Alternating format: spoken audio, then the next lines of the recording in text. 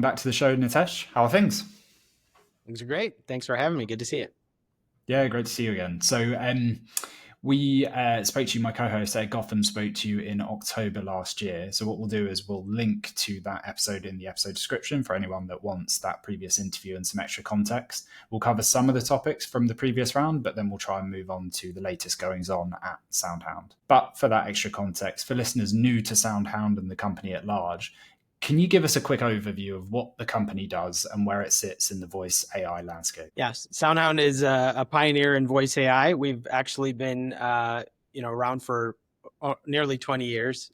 We've been building ecosystems around voice AI for many years, and now we're public for the last few years, NASDAQ listed.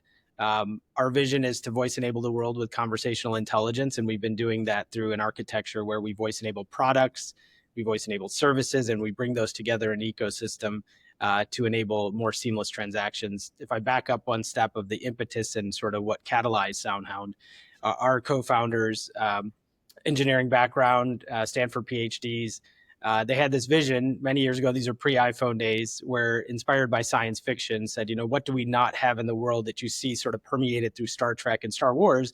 And, the story is much more elegant when my co-founder, Keyvan Mohajer, says it, but fundamentally it is, he didn't look at Star Trek and say, well, I think that we're going to travel faster than the speed of light in his lifetime. Not sure we're going to have teleportation from this planet to that planet or replicators and so forth. But one of the things that just sort of embedded in the background of all those movies and shows is that people have conversations just naturally to anything and everything. Robots, your elevator, coffee machine, this voice AI through natural conversations was a vision that he had. And he said, okay, I'm going to bring that to the world. It doesn't exist today. The sort of state-of-the-art technology at the time was very limited. It was very utility-based. And he wanted to bring that to bear. But it's hard AI. The human language is very complicated. And being able to have technology to fully understand and comprehend and then act on natural conversations is very difficult. And so we believe that that's really what the ultimate vision is for how humans will interact with technology. We believe now with generative AI and large language models in particular, we're now catalyzing forward into that new horizon where humans and technology will be exchanging natural conversations to get things done. And that's really what we've been bringing to bear for a couple of decades. And now we're seeing exponential growth and opportunity because of where the state of the technology is and where the state of the consumer is. Yeah, fantastic. And to that point then, I mean, you described, I think, voice AI in your previous interview as in its adolescence. Has it now entered adulthood? Where are we on that kind of maturity scale? Yeah, the analogy I was trying to convey, which I think is still apropos, and my short answer is yes, I think it is now growing into adulthood with a lot more to go, is that if you look at the first horizon where we got most traction, think of the 2010 through 12 horizon with Alexa, with Siri, with some other technologies, it was kind of like having a new kid. You sort of, if you have children, when your kid starts speaking at, 18 months or 2 years, you're a little bit blown away. You're like, oh, wow, I can have a conversation, and you're very excited. And then you quickly find out it's sort of limited in utility. It's like, eat or, so, and that's sort of what the state of a lot of that technology was. It was, I can, even today, oftentimes for people with their Alexa in their kitchen, it's, can I set a timer? Can I add to the shopping list? Can I listen to music? And it's sort of limited utility. Well, I'd say certainly over the last handful of years, but even over the last couple of years, you're seeing massive inflection in how this technology can now just handle complicated compound complexity that is part and parcel of how humans interact.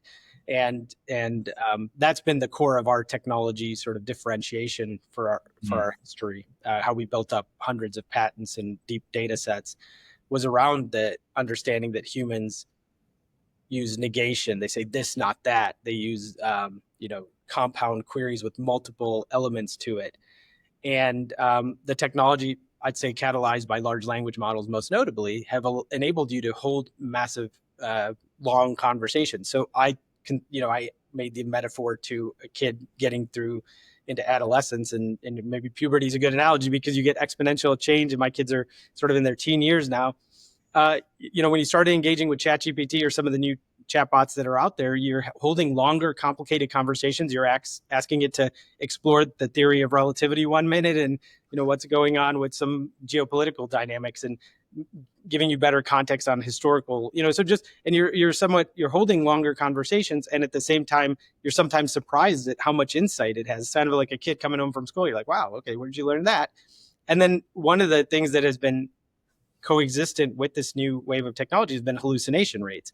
So it makes up stuff a lot. And that's similar also to teenagers, they'll kind of, there's a whole evolution of learning and growth and storytelling that seems to be aligned. And to your question then of where are we? Yeah, I absolutely think over the last couple of years, this technology has continued to grow exponentially and improve. Number one, sort of that hallucination management is getting contained. New models are actually, you're finding more and more complexity around that. At the same time, one of the biggest breakthroughs, even from the last time we spoke, has been the massive acceleration of agentic AI and how these systems are now able to do planning, reasoning, autonomously acting, taking action. Again, similar to how a kid can now go live on his or her own, or start to do investments or whatnot. Similarly, the technology is able to do that. And we're seeing that in our manifestations with a lot of our enterprise contracts, which is amazing to see the technology not only be able to hold more natural conversations, but you can actually do a lot more ultimately in service of end consumer goals. Yeah, fantastic. So to work out kind of the practical applications, I suppose, of that technology and how you're actually surfacing this to clients, perhaps you can just talk us through or characterize the company's product offering today. Yeah, maybe I'll use this as the platform to just describe a bit more of how we're organized and our revenue model, and then I can unpack a few examples of where this is real commercialized today. Number one, and most of the original journey up until like 2023, our greater share of revenue came from voice-enabled products. So think of cars, TVs, other IoT devices, of which there's massive growth going on in terms of the number of IoT devices around the world. And one of the differentiating factors of voice AI versus other modalities of keyboard input or touch type swipe or all those things that we've kind of grown to live with in terms of interchange with technology is that voice AI only requires a small, inexpensive microphone. So all these infrastructure assets or other technologies that are out there to be able to unlock the power of the internet and being able to do more and more, voice AI's got a competitive advantage because it's so easy to access. You just have to speak, and humans don't need to learn. We've learned to like type with our thumbs really fast over the last decade, but you don't have to learn how to converse and hold a conversation. So voice-enabled products was a huge area of growth, particularly auto. And that's where, again, up until 2023, it was roughly 70, 80% of our business. What we've seen a lot of growth is what we call pillar two with voice-enabled services. And that's where we think of customer service, but actions with respect to the restaurant industry and food ordering, healthcare, financial services, insurance. This is for this year and next year, sort of our greatest growth engine. This is where, think of, you call in and you're used to the traditional IVR, where you have to press 1 for this, press 2 for this. You're screaming at it like, operator, I need help. Now the technology, you can just hold any conversation. It picks up immediately. It's on 24/7. It can serve all your, complex challenges that you might have, or you got to return a pair of shoes, or you need to update your insurance plan, or you need to transfer money in a banking portal. All those things can happen through just natural conversation. So that's where we're seeing inflected growth. And then our third pillar, which we launched earlier this year, so at our Consumer Electronics Show in Las Vegas in the US, we launched Voice Commerce, which is really bringing together these two pillars, where just to use an example of connecting voice-enabled services to voice-enabled products. Imagine you're driving into work and you want coffee because it's really early. Well, if you're conversing already with your car in terms of navigation, destination points, weather maybe, and any other insights you want to know what happened in the game right now, you can do that. And then if you say, look, I'm looking for coffee, well, your car already knows where you're going. It could say, hey, there's a Starbucks at the next exit, or there's a Pete's Coffee closer to the office. Would you like me to order your cappuccino for pickup? And that seamless transaction, you keep your hands on the wheel, no complication there. The coffee shop is excited because they now got a new lead, a new customer. And then our model is actually to share the economics of that transaction with the car manufacturer. So now even a car manufacturer or TV device maker can generate new revenue, which is completely a new opportunity for them. So they're leaned in and very excited. So we have a lot of proof of concepts going on in that space right now. Ultimately, that's the big ecosystem we're trying to build. And underpinning all of this, I'll just say, is again, the spirit of where is the world going? We do believe this is one of the major inflections, maybe the greatest inflection of technology of our lifetime, with generative AI and large language models. in this new Gen AI world, we know that natural conversations, as I've been mentioning, is the sort of new modality of how humans will interact with technology. And voice AI is the killer app. And this is what we've been building. So it's sort of our time is now. And we're seeing that in our business outcomes. Yeah, okay, really exciting time. So, just to kind of close the conversation on the three pillars in your business model overall, is there a particular kind of industry or pillar or area you're seeing most traction? And talk to us about how the business model is working. Yeah, one of the great things I'll say is that we've gotten over the past several quarters in particular, really strong diversity of our customer segmentation and Mm-hmm. concentration. So going back a couple of years, again, we'd have 3 customers alone would comprise over 70% of our revenue. We Yeah. now have no customer greater than 10%. And that's been a consistent story that we have, continued to penetrate and gain share in the auto market. We've really inflected and seen a lot of disruption in the restaurant space and food ordering. Restaurants have so many challenges with labor shortage, with commodity cost pressure. So AI makes a lot of sense for them for consistency of performance. And then beyond that, in enterprise, whether it's financial services, healthcare, insurance, we're seeing a lot of traction. And in fact, what's been really exciting the last couple of quarters in particular is the new areas we're able to penetrate and grow as basically everybody across the board is saying, how can I utilize AI to improve my business, whether that's for cost efficiencies or revenue generation? So we've gotten traction now into the energy sector. In Q1, we announced sort of our a new entry in a large deal in that space. And the other thing we're very excited about is because the technology is becoming more standardized and ability to be packaged, we're seeing a lot of opportunity with indirect channel partners too. And so that's a Mm-hmm. tremendous area of growth for us.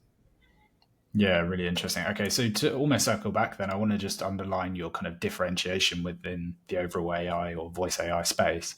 Um, what would you pinpoint as the company's core competitive moat if you had to single one out?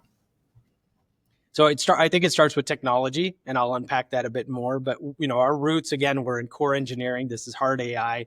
Took a long time to develop, and so we built up hundreds of patents across all elements of deep neural networks to sort of voice recognition to natural language understanding and the text to speech element. So we've got that. We've also built a deep patent stack on monetization, so that voice commerce dynamic I was talking about. We've Mm. got a lot of just innovation that's built up over time, and associated with that, and as important is just the data assets we've accumulated, the integrations we've built. So all of those are, I think, moats that we can differentiate. On top of that core technology set is the product suite and our architecture. So first of all, I think if you look at what's happening in the LLM space, you're kind of seeing fiefdoms being created, right? OpenAI is building its own fiefdom. Anthropic Mm. is coming in, Google Gemini. We have an agnostic architecture that can pick and choose the best of all. And we have our own language models also that we can deploy for certain use cases for speed and efficiency. So as one example of that, we were the first company to partner with OpenAI and ChatGPT to integrate it into the automotive space with Stellantis in Europe and their premium DS brand. And now they've deployed across several of their brands, their franchises. So because we can pick and choose, we also integrate with others like Perplexity, and we built our own models off of Meta's platforms and so forth. So that agnosticity, I think, is a differentiation. Mm. Number two, our platform diversity. We don't only provide cloud solutions, which makes sense in certain environments where the customer sort of wants to get an efficiency play in terms of where the hosting happens.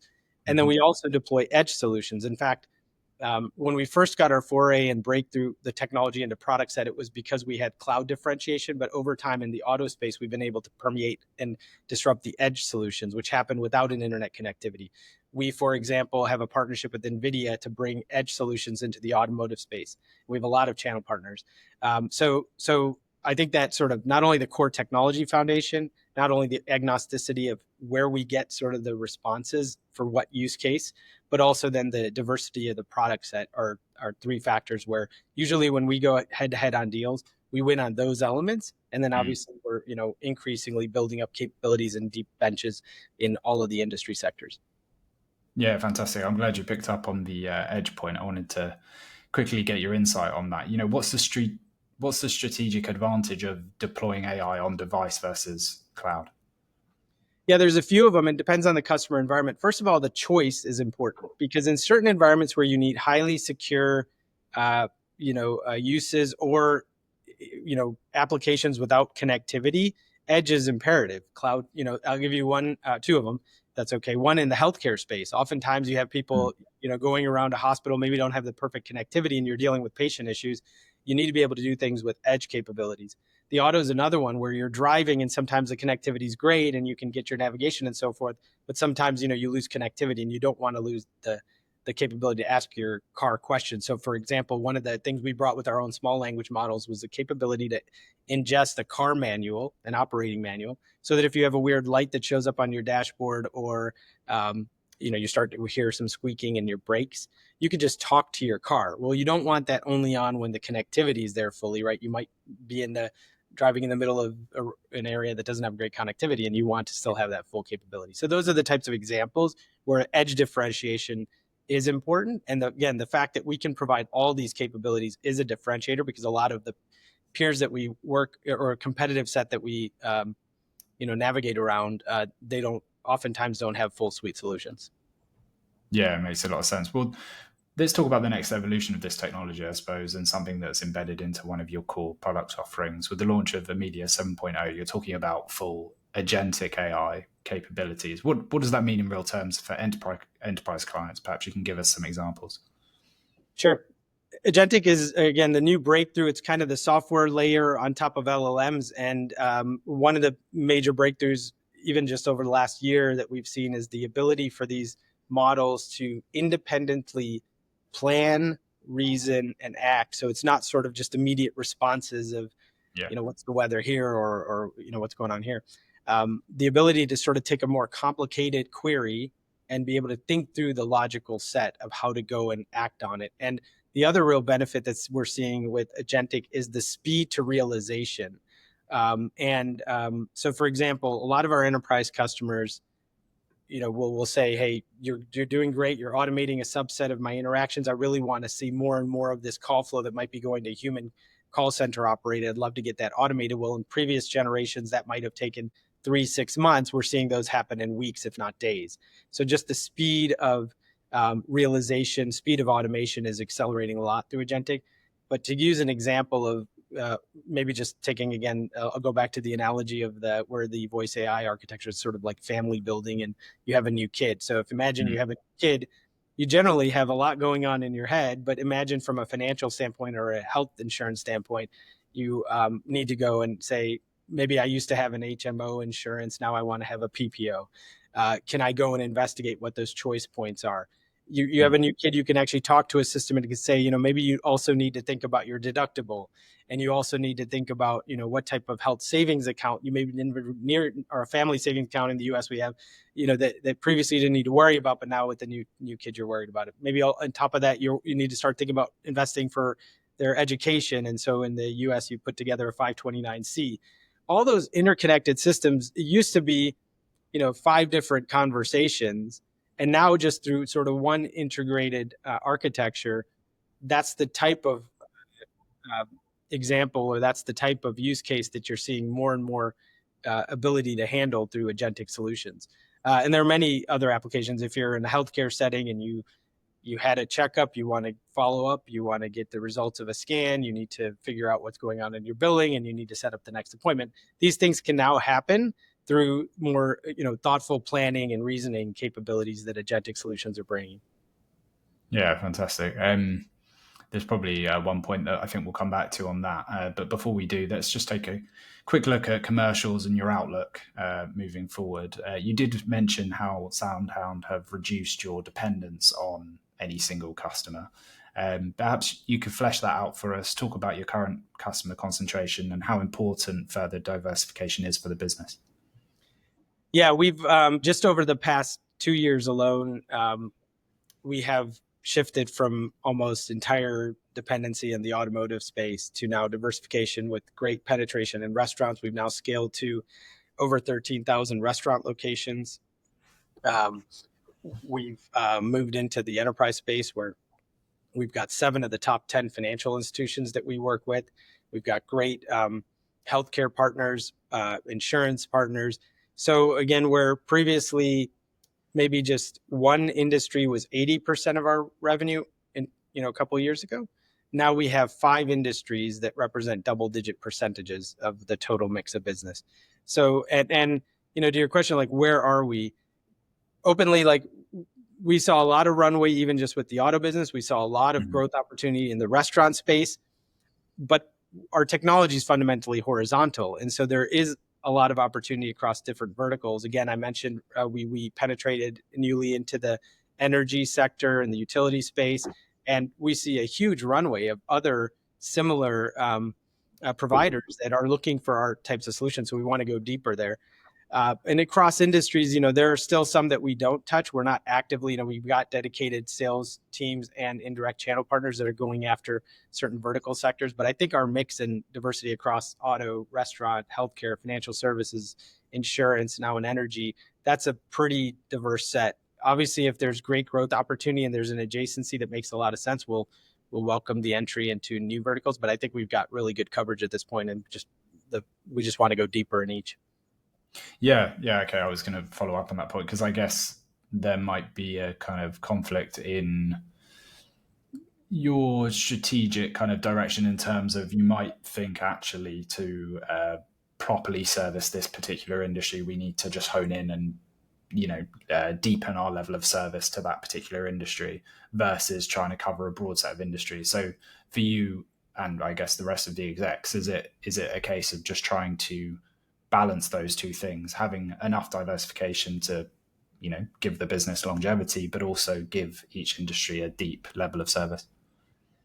Yeah, it's definitely as a smaller early stage public company, managing resources and limited resources is really important for us. And I'd say it's also a differentiator because sometimes, having limited resources forces hard choices and prioritization. And we're having to make that, which I feel, is again, a healthy thing. I'll get to your question in a second if I can go through this journey. Number one, as I said, we're native core voice AI. That's what we do. That's what we know. That's what we're going to continue to deliver. We do believe this next major horizon, and again, possibly as big as the internet, boom, maybe bigger, is generative AI and what it's enabling in terms of expansion of use cases. And again, any human anywhere, generally through natural conversations, can quickly adopt technology and get things done. Whereas if you needed access to other technologies or keyboard or all that's like one incremental hurdle. So natural conversations is maybe the biggest inflection of where human technology interaction is going. And we're just at the early stages of that. Within that, our vision ultimately is to voice enable the world with conversational intelligence. So that doesn't mean, that's not saying unique to any one industry. Ultimately, the vision is to do all of these things. And that voice commerce pillar I talked about, we're trying to enable transactions, commerce, and discovery through all the ways consumers want to discover. So I mentioned the example of coffee on the way to work, but you can imagine also you're stuck in traffic and you need to book an upcoming vacation and you want to have reservations, or you need to reorder your contact lenses, or there's so many transactions that ultimately can happen through voice. And so we're trying to build the infrastructure for that to scale and build and generate that flywheel. So from one standpoint, and again, the platform's horizontal, it is agnostic. It's sort of, and we work in, by the way, dozens of languages and over 100 acoustic variations. So we're a global company that's been, have businesses in, several continents around the world.